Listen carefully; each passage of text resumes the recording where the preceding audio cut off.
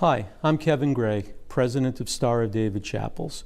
Today I'd like to talk about prearrangement, specifically the difference between a revocable prearrangement and an irrevocable prearrangement.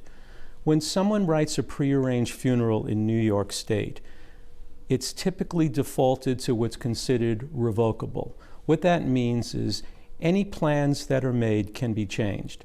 Any monies paid in advance can be refunded if services aren't used, if families moved away and doesn't require our services anymore. All monies paid in, all interest that accumulated gets returned to the family. If, however, the person being planned for is a Medicaid applicant or recipient, the plan has to be written in what's known as irrevocable form.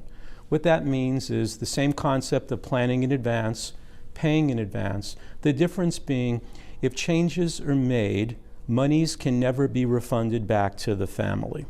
The reason for this is a protection of Medicaid's interests. Years ago, people would put a plan in place to shelter money from Medicaid only to make changes at the last minute, looking for a refund, basically defrauding Medicaid.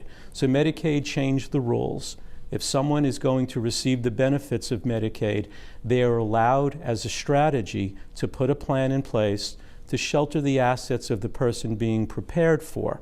However, that sheltering means they can never pull any money out. Although you can change the components of the service, you can add things to it, there's no refunds whatsoever. And someone is considered a Medicaid applicant or recipient, it's an advised strategy by elder care planners that a funeral arrangement be put in place.